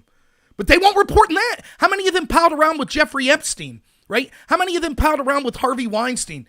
But they wouldn't report. They were burying the stories about that while they're out there trying to accuse middle and lower class people of sexism and racism. That's how horrific the journalism industry's become. But Rob, if we're as systemically racist as Jennifer Lake, Williamsport Area School District board member, says that we are, in the Jussie Smollett case, how would systemically racist white people ever be watching the show Empire? there's right? so many questions. Like, of course, bit, right? That is going to come up in the bit, right? Right. I mean, or how about this? Van Jones said it was a white lash that Donald Trump got elected. Yet we could see the numbers that there were hundreds of thousands, if not millions, of Obama voters that ended up voting for Trump. So what's the rationale here for a second? Hey, I vote for Barack Obama, but now I determined after voting for him twice, I'm a racist now, I've determined. Right. So now I voted for a black man and not a white woman because I'm racist. These stories don't make sense at face value, but they're pushed by the media because they have a predetermined story that helps them and their allies in the establishment maintain power, and that's what they run with. It's that simple. And Todd, I'd like you to please comment, but with regards to the media influence, the mainstream media influence, and juxtaposing Chappelle's bit, the Apple associates said to please continue holding because they're very, very busy. Now, the media controls everything. So to you, if they control everything and they control academia and the schools and the teachers unions and the Pentagon and the House of Representatives and corporate and tech, why do they have to cheat? Why isn't that enough? So allow me to posit an argument to both of you, okay? So long as you answer the question, sure.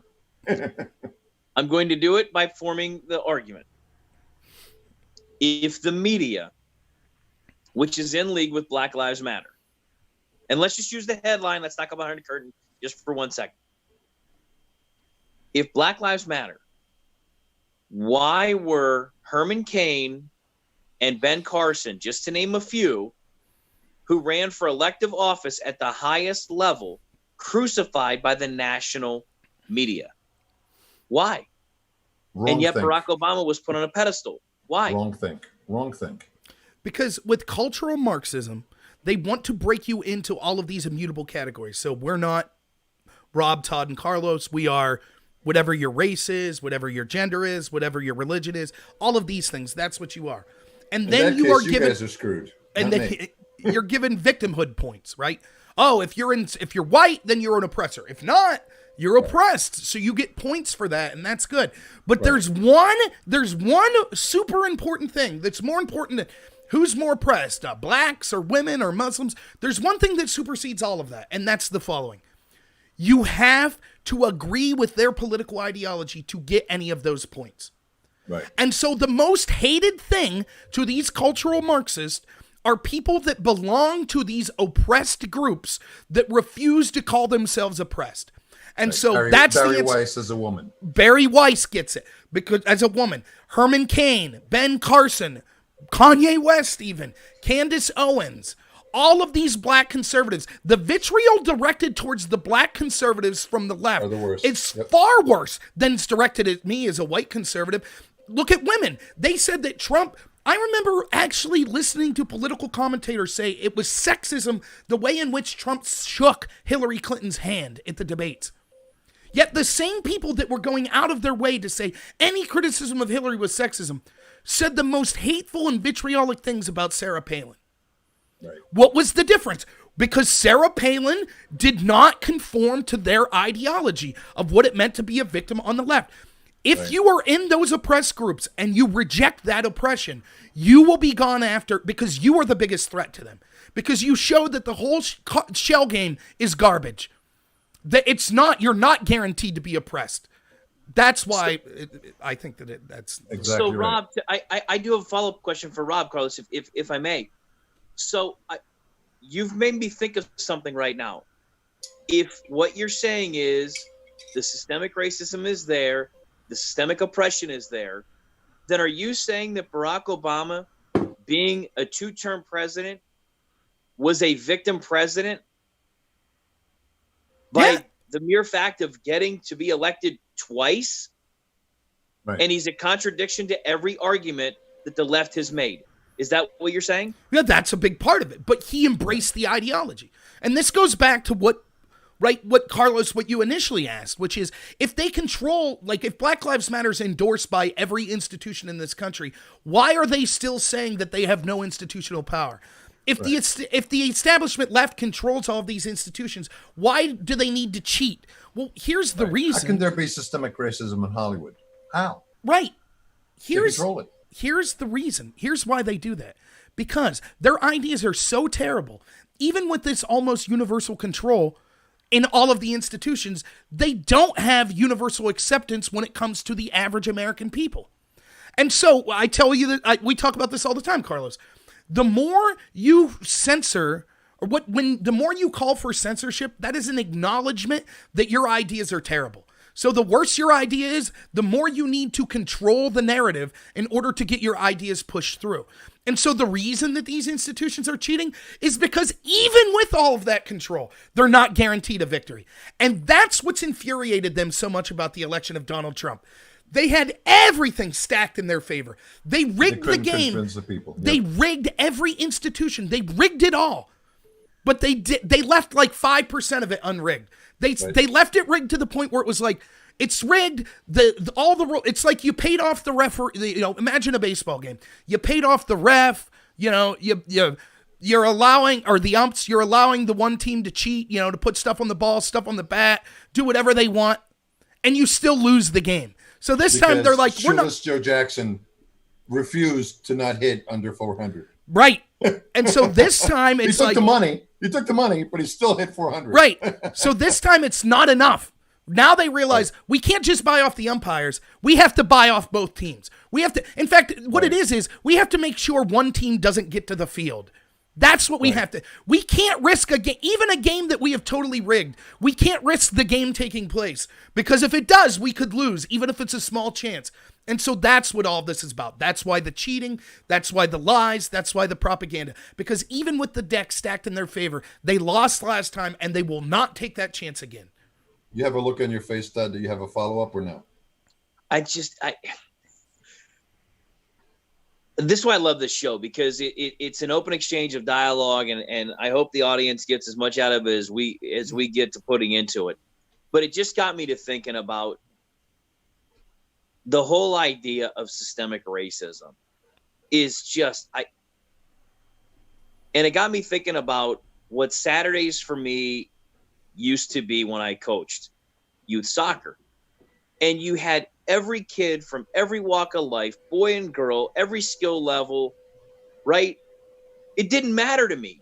It didn't matter to the kids I was coaching, because here's how I coached them.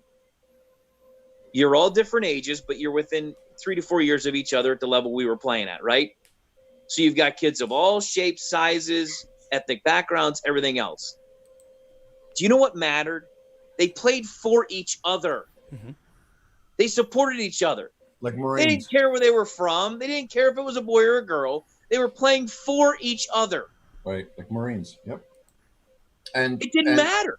And we live in a town, Todd, that is punctuated as being the home of the Little League World Series, whose founder, Carl Stutz, was known for one thing and one thing only. And I will tell you that the thing that was in his mind when he got these little boys to come and play Little League Baseball, he had one thing in his mind, and it wasn't winning. It was the single idea that today you should play a little better than you played yesterday, and tomorrow you will play even better than today. Every day, get a little better. It wasn't about winning. He knew everything would take care of itself if you just got better incrementally every day. How are we to know all these years later that every single youth league in every single sport has little boys and girls that are all systemically racist? How did we miss that, Rob? Because it's a lie. That's how, it's, and again, that question brings me to what Todd's been saying this whole time, which is like, let's take for a second, let's say that there was systemic racism, and it's obvious. That's the crux of your question too, Carlos, is if this systemic racism is so obvious now, where was everyone? Where were? Right. Isn't it weird? It only comes up on election years. Isn't that strange? Or when you have situations like George Floyd, they're useful examples of them being able to exercise their vitriol and their hate. We're not the people who are hating, they are. Did you know that your 5-year-old little girl that's white with ponytails is systemically racist? And we have to fix that. I wonder how Steve Keener and Little League International is going to fix that, Todd. How does he fix that? Oh, you can't. No. That you already ceded the point, Carlos. He ceded the point. We're going to raise our voice, BLM, card-carrying member. Yeah, we've ceded the point. What do you think of our logo? It's indefensible. It's indefensible. They took the brand of Little League and they literally flushed it down the commercial toilet. You know those toilets that, like, when you flush them, and they create like a violent whirlwind of water, and it's gone. It's over. It is over. It is done. Their reputation is destroyed. We will never get that back.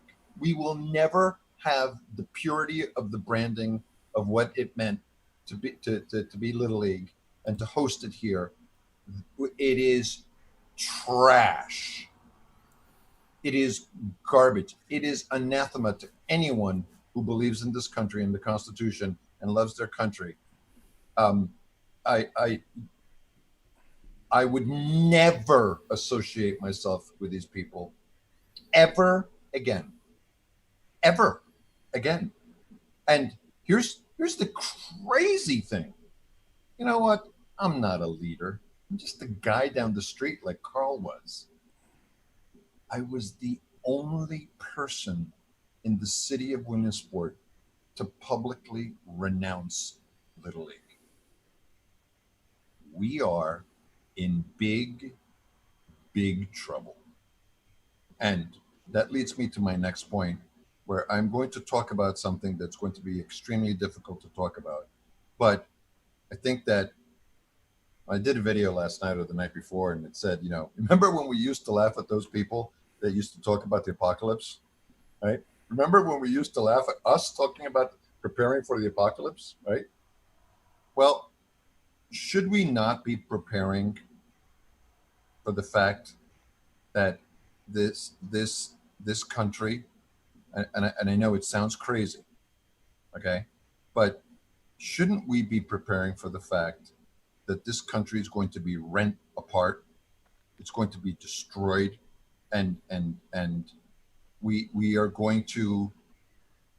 going to have a civil conflict. That being said, should we not start to think about how that's going to happen? How is our country going to be divided? And some of the questions that I have are the following. If the country is divided, who gets to keep the name America? Who gets to keep the Constitution? How is the country going to be divided? Geographically, are Washington and Oregon and California going to secede from the Union and be apart? And will there be a cross migration of liberals from the East walking across the country like they did in Pakistan and India during Gandhi's time, with the separation of the Hindus and the Muslims? And what is it going to look like? And more so, what is it going to look like when the sides are split And after they're split, they embolden their thought and their stance to actually say, we were right. And because we were right, we're going to go and kill the other side. So the actual splitting is to try to avoid conflict. But in the splitting, we decide that we want to attack each other because we were right. And we're going to show them, and we're going to now reunite. It's an armed conflict waiting to happen in the same exact way that we thought about the apocalypse of liberals and communists and Marxists doing exactly what they're doing today. And shouldn't we be thinking about these things like we were 40 years ago? I mean, I was. You guys are younger than I am. But I have a friend who talked about a full-throated defense and a case that Marxists were going to do exactly what they're doing today. I dare not question anything that comes out of his mouth anymore, because he was right 40 years ago and he was right today. Rob, so what does that look like in your mind? Right. It won't be like the Civil War. It won't be that states want to secede from the Union. You'll hear murmurs of that, but that won't be how it manifests. To put it bluntly, the sides will be this. It will be authoritarians and those that have been convinced to follow those authoritarians versus people that want personal liberty and seek to fight against the authoritarians' tyranny. Now, that will show up.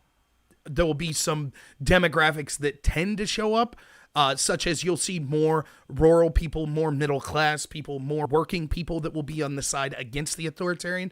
You'll see people that are more extremely wealthy and that are involved in things like academia, that tend to be younger and things like that. They will be totally on the side of the authoritarians. The only switching of sides will be when incrementally those that support the authoritarians end up being targeted by the authoritarians. All of a sudden they'll realize, whoops, I've made a huge mistake, and then they'll seek to come to the other side. That's how I see it breaking down. So the country won't physically split. It will split into those two groups of people. And I would like to sit here and say that the right side will win. I don't know that. At this point, I say this all the time. The battle is between the establishment globalist and our side that wants freedom and personal liberty and responsibility for everyone. Their side wins by keeping people ignorant, advocating for censorship, controlling the narrative. Our side wins by informing people. And that's how you know which side's on the correct side, the moral side. Our side wants to talk to people, allow all ideas to proceed. Their side wants to control information, to censor ideas. And whoever wins, the truth is there are these two sides, but then the bulk of people are in the middle somewhere. Whoever wins those people in the middle is who's going to win this battle for the United States. And right now, the narrative is so strong, and I'm watching people in the middle. I said that, Carlos, you knew how furious I was in March, how I was saying how much we had been crushed, because I was watching even Trump supporters cheer for the lockdowns.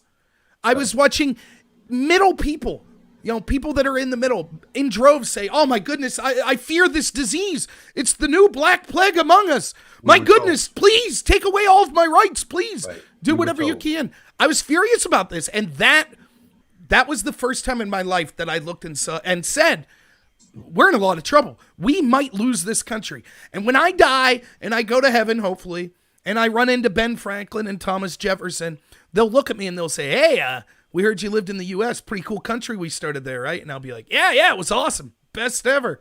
And they'll be like, yeah, we heard it collapsed. What happened? And I'll have to say, a cold.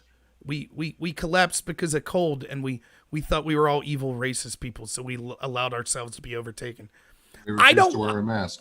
I don't want to be that guy that has to explain to the people that came before me to have the greatest country in the history of the world why my generation let it all fall apart because we were afraid. The government fear-mongered us and lied to us about a virus, and they told us we're all a bunch of racists that deserve every punishment that's coming our way. So it's 12:44, and the Apple associates still are on hold. Todd, can you tell us how many years have racial relations been put back? 100? With what's going on today? Correct. So we're back to 1920, right? I do have a faith in humanity, as we talked about earlier in the show, that right, we're all good and yet we're all bad, right?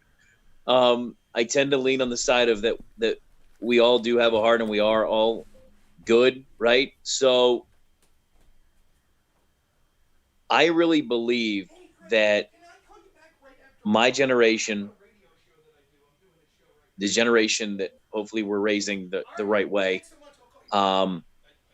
looks past and sees through all the nonsense.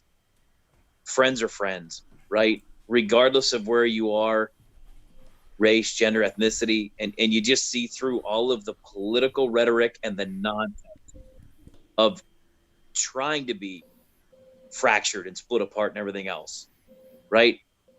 I hope that we're not. But it's being portrayed in the media that we are literally set back to Civil War times, that we are North versus South, or, brother versus brother in this fight. How do you think and how do you imagine the split would manifest itself? Geographical, I used an example, but how do you view that split coming? Well, since we've been doing the show, my understanding is the Atlantic has another article in process that New York has reached out to Erie County, Pennsylvania, and New Jersey's reached out to the city of Philadelphia and the collar counties. That way, once it's all said and done and those splits happen where Philly goes to Jersey and Erie goes to New York, instead of the rural T, now you have the rural rectangle, which is the new Pennsylvania. See, and so you're manifesting exactly what my friend and I were talking about 40 years ago. And I can't remember where I posted it, but I posted this video. It says, remember how it used to be so funny? Remember how we made jokes? It's not funny anymore. But remember how we made jokes about the coming of the apocalypse? Remember how we made jokes about those people that used to put in rations and collect water and ammunition and guns and all that stuff? We used to laugh at those people. We used to laugh about us doing it ourselves. Wouldn't it be cool? Whose house would we go to? Well, we should go to Rob's house because he's more remote and we could probably defend his, or we could go to Carlos's cabin, or we could go to, Ohio with Todd Bartlett and his Ohio State Buckeyes. Let's go Bucks. We used to laugh at that, right? Didn't we used to laugh at that? So now we're laughing about the fact of how do we imagine the split of this country being manifest?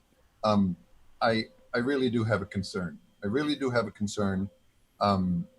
Because I think that after we take these positions, we'll try to define the reasons why we fight, and then we'll look for a reason to get into a war against each other.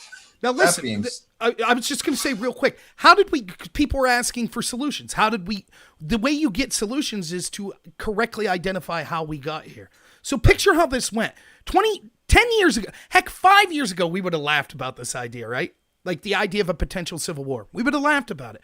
So how did we get here? We're laughing about it right now. Right?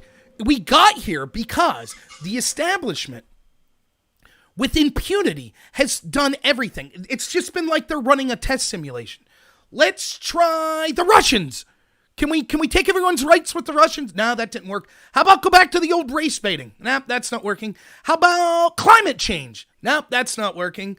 Okay, how about Trump and all of his supporters are Nazis? Nope, that's not working. The problem was, where were the leaders that were fighting back against this, saying enough is enough? Enough corrupting these institutions, trying to take down this country. Where was that? And when we let them test over and over and over, well, they're starting to refine the ways that they do this. They've got real good. Throw a little bit of virus stuff in there that people don't know about, put in a little race guilt in there, and bam, we got a cocktail. This is working. We're getting the desired results, and they're going to keep tweaking it. They're going to keep tweaking it until they get the results of the civil war that they're after. If we don't have leaders that start fighting back and saying enough is enough, we're not going to accept this. And so it will come to literal violence in a form of a civil war if we don't have leaders that change this. And that's what I'm talking. I'm like, Todd and Carlos, I'm telling you, I'm hearing people on the streets that are getting real desperate. Real desperate because their lives are being ruined by the policies just that we see in Pennsylvania. And I'm really afraid for what's going to be a result that comes from that. Right. And to your point, Rob, giving people more information is exactly what we need to make sure that these people hear. You know, how weird is it that we get subsidies based on the number of cases that have occurred, and then the number of cases magically increase? See, that's part of the armament that people need to understand, that these incentives, okay, with respect to their ideology, and just speaking about COVID, is that, you know, there are some really bad incentives of hospitals and institutions getting subsidies based on the number of cases, and there is a direct relation to the number of cases now increasing. You know, what a surprise. Well, and just one thing I didn't say about the numbers, just another way you could see that they're fudging these numbers and manipulating them. Remember, in New Jersey, Illinois, New York, Pennsylvania, around 70% of all the deaths were from nursing homes. These were Democratic governors that put COVID patients into nursing homes, thereby creating these death camps. Those numbers appear to have been going down. Why? Because in places like New York, they've decided to change how they report COVID nursing home deaths. Right. So now, only if you die while physically at the location of the nursing home is it considered a nursing home COVID death. Otherwise, if you're in the ambulance or at the hospital, they consider that a non-nursing home death. Now, all of a sudden, they've manipulated the data to see our disastrous nursing home policies. They didn't harm nursing homes. Not many people are dying in nursing homes anymore. If they're willing to massage the numbers in that way, do you really think they're not doing the same when it comes to cases, hospitalizations, and deaths in general? Of course they are. So my last point, because it's now 12:51. If you believe the polling at this point, given that the president is facing Joe Biden,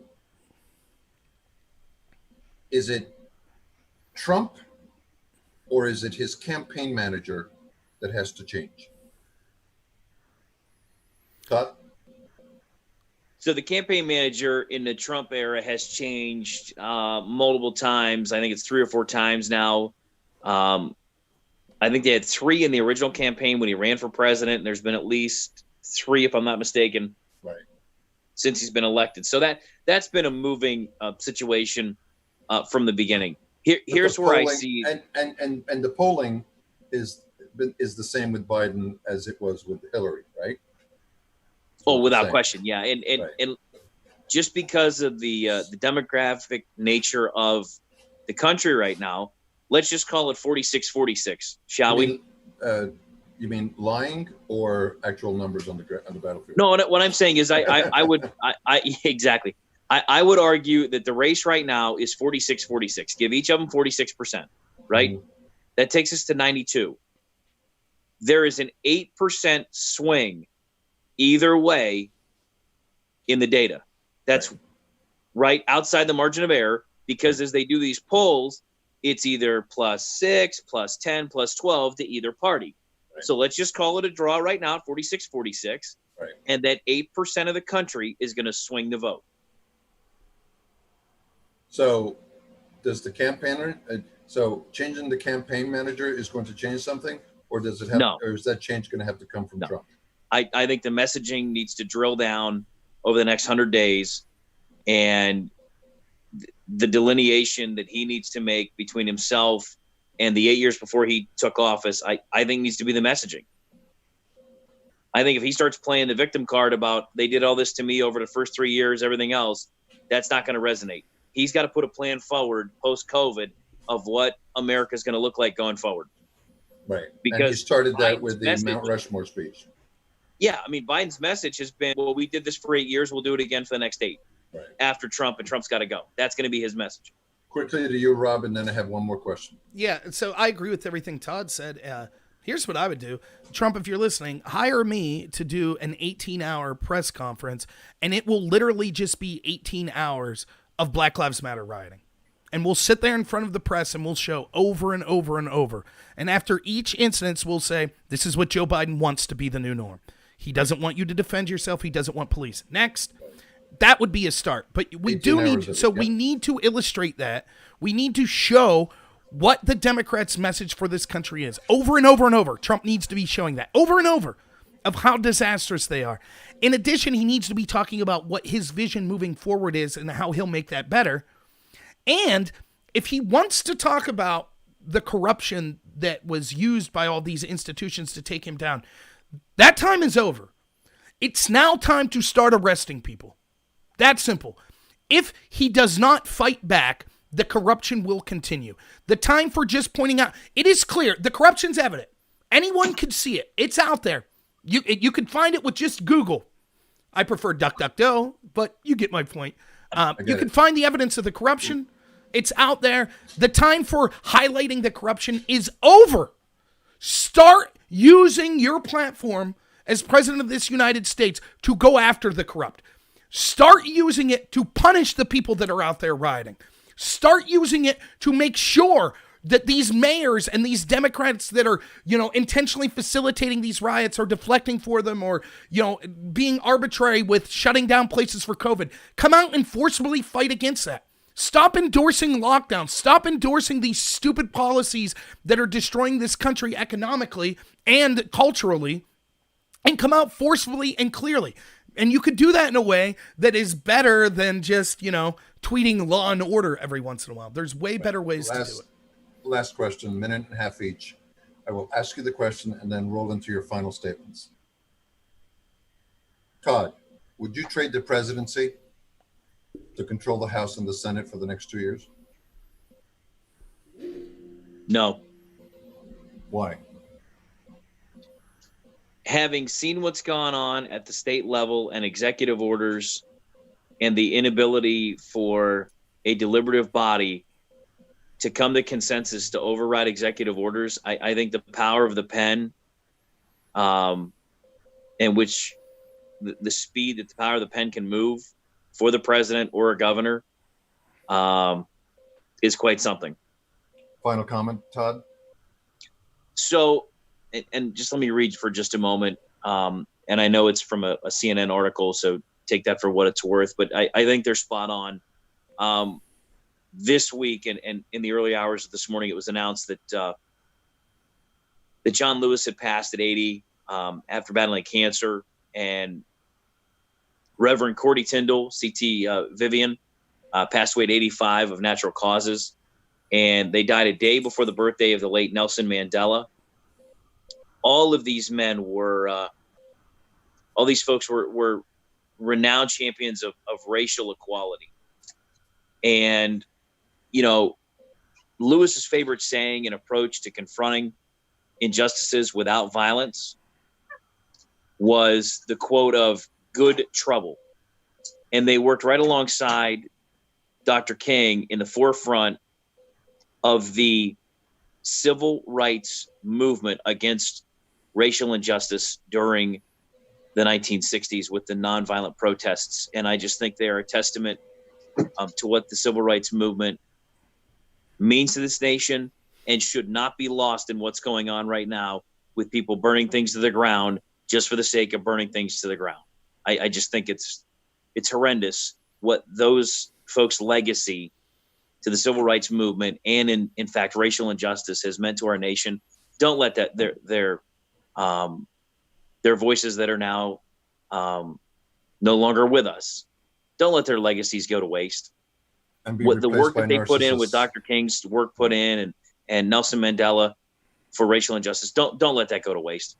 Right, to be replaced by narcissists that are looking for attention. Rob, would you trade Thank you, Todd. Would you trade the presidency to control the House and the Senate for the next 2 years? No, and for reasons Todd said, it's clear that legislative branches, both federally and statewide, are basically irrelevant at this point. A pen's able to supersede everything that they would say. I'll tell you what I would trade it for. I would trade the presidency, the courts, the House, and the Senate for cultural power. Because to me, politics is downstream of culture. And as long as we have ceded cultural power to the establishment left, it won't matter if we win the House, the Senate, and the presidency. It won't matter. And you're seeing that. But you would trade it for a fair media. Yeah. Yeah, for fair media, fair academia, I absolutely would. You see it in the UK, just like you could see it in the United States. They elected the most conservative, politicians in the past 20 years, and the country is currently being governed as liberal as it's ever been. Well, right. Liberal's not the word, as leftist as it's ever been, because the current leftists are anti-liberal. So, right. Final comments? So, yeah, and just real quick on the John Lewis thing, to me, no matter what you think of someone, even if you disagree, they're on a different political party than you. I hate to see anyone pass away. So, thoughts and prayers out to John Lewis's family and, the memory of what the actual civil rights movement was about, which was judging people based on the content of their character, not the color of their skin. So I agree that remembering that. Martin Luther King Jr. Yeah, remembering that is vitally important. Also, thoughts to Ruth Bader Ginsburg, who I guess is having some difficult times. I know we get heated in politics, but listen, I'm not going to allow that to diminish my principles. So I legitimately hope that she gets better. I want her doctors. What's that? I want her doctors. Yeah, no kidding, right? My final thoughts are this. I think that the overall theme that we need here is to understand that all of these institutions are corruptible. And I mean all of them. Right. And we see evidence of it. I mean, man is mortal. Right. It's hard. Listen, it's hard.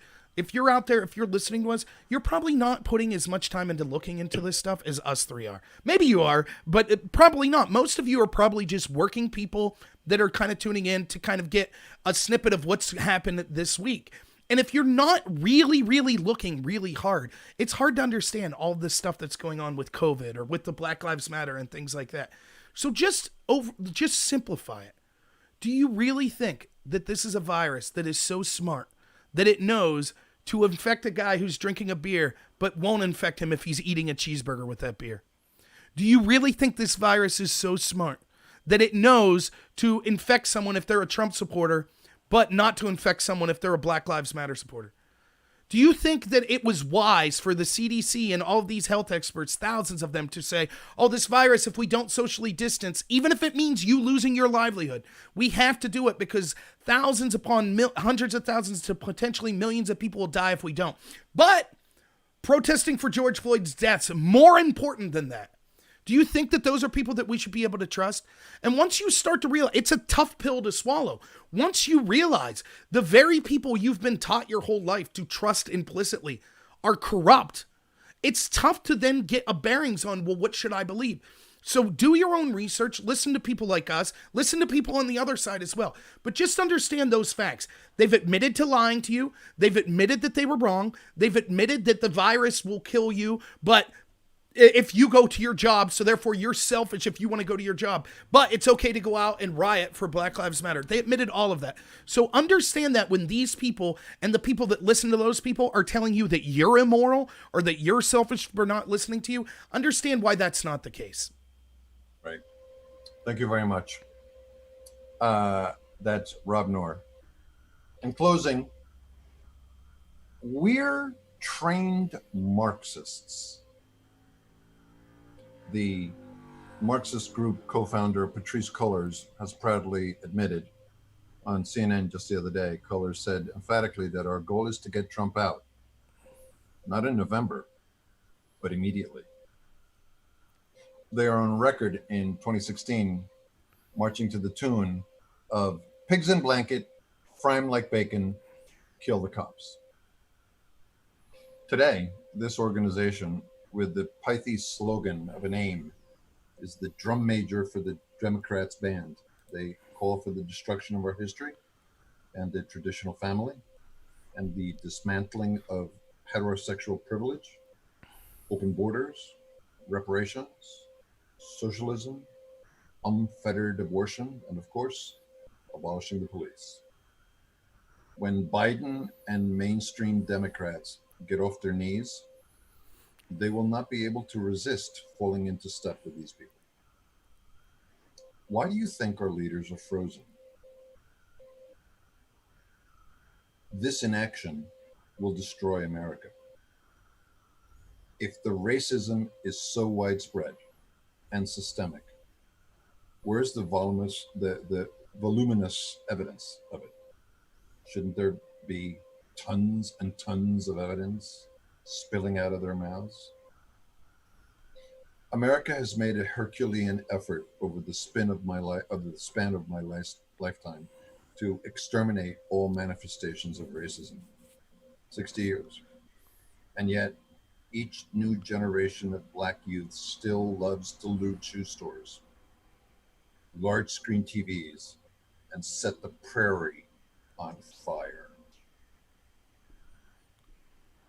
What do you honestly think is coming next?